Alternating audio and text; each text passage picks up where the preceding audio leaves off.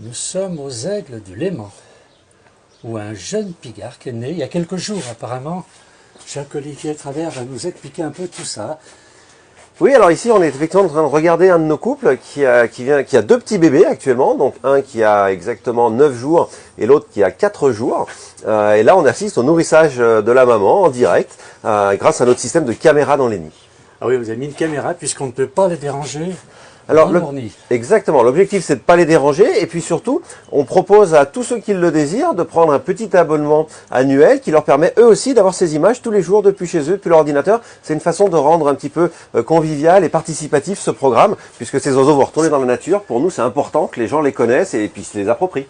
Bien sûr. Ah oui, parce qu'ils retournent ensuite dans la nature. C'est-à-dire que le petit retourne dans la nature, les parents aussi, non? Alors, les parents vont rester chez nous en captivité. Leur travail à eux, ça sera de produire chaque année des jeunes bébés qui, eux, vont être relâchés. Donc, ce sont les 2 premiers petits bébés qui vont partir fin juin sur le lac Léman pour la première fois depuis 130 ans, puisque cette espèce nous a quittés il y a 130 ans.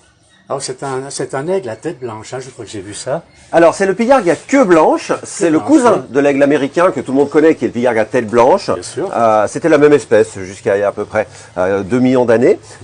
Aujourd'hui, cette espèce était une espèce française. On l'appelait l'orfraie au Moyen-Âge. Elle a même donné... Allez-y, ouais, faites attention. Oui. Ouais. Bon, ça va aller. On l'appelait l'orfraie au Moyen-Âge. Elle a donné une expression populaire. Pousser des cris d'orfraie, ça vient de cet oiseau. Il était extrêmement courant de le voir. Malheureusement, on l'a chassé, on l'a pourchassé et on l'a quasiment, enfin pas quasiment, on l'a complètement éradiqué de France. Et aujourd'hui, il revient un petit peu dans le nord de la France par des oiseaux qui arrivent d'Allemagne, dont c'est l'emblème national et qui le protège depuis de nombreuses années. Mais nous, si on veut le revoir sur le bassin lémanique, où il était présent il y a 130 ans, il n'y a pas le choix, il va falloir aider un petit peu à son retour. C'est pour ça qu'on a mis en place ce programme de réintroduction. Alors là, vous en avez 2, là, j'ai vu, hein. Il y a deux jeunes. Alors là, il y a 2 jeunes sous ce couple-là. On va passer juste à côté. On va voir les oiseaux. Donc, ils sont dans ces grandes volières qui sont derrière nous, là-bas, qui sont séparées du public et qui donnent directement sur le domaine de Goudré avec le lac juste derrière. C'est formidable tout ça. Alors, on va aller voir. Faites attention parce que là, vous avez des têtes blanches. On va aller voir. Il y a un couple de queues blanches qui est juste là. Comme ça, vous pourrez ils sont en train de manger. Ah bah oui, on va pouvoir les approcher un petit peu. Ils sont très beaux. Ah, voilà. Alors, pas ceux-là, juste à côté. Parce que ceux-là, c'est les têtes blanches, les Américains. On va faire ceux-là, là. Hop là. Et ça s'envole. Voilà, donc ça, ce sont les pigargues à queue blanche, et cette espèce-là qui sera réintroduite sur le lac Léman. C'est bien. Et là-bas aussi, donc. Alors là-bas, ce sont les aigles royaux. Voilà.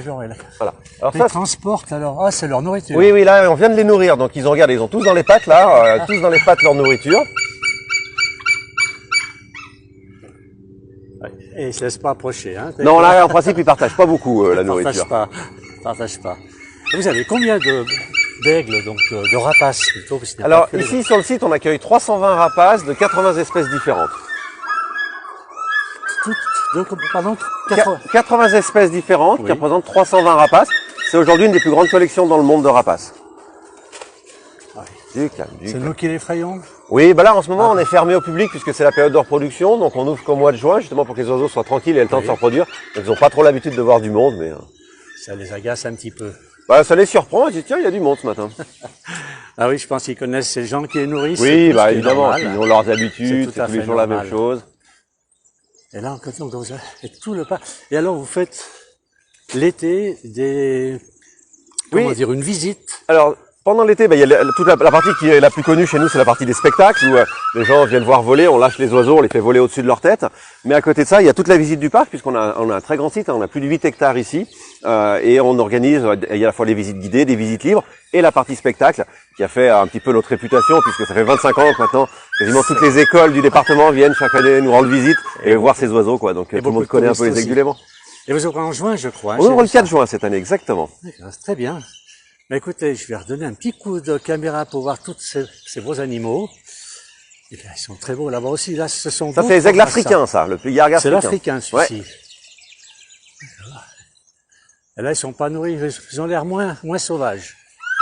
Ça a l'air moins sauvage. Allez. Ouais. Par contre, ça crie, hein. Ça crie, ils connaissent pas. Ah bah ouais, puis c'est la manière de marquer le territoire en fait. Un oiseau qui, quand il crie comme ça, contrairement à ce qu'on pense, c'est pour vous dire je suis chez moi. Il dit là c'est mon territoire, faut pas rentrer. Ah bah oui, il faut savoir là.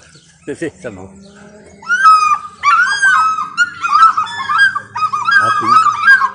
petite chanson quand on arrive, c'est formidable.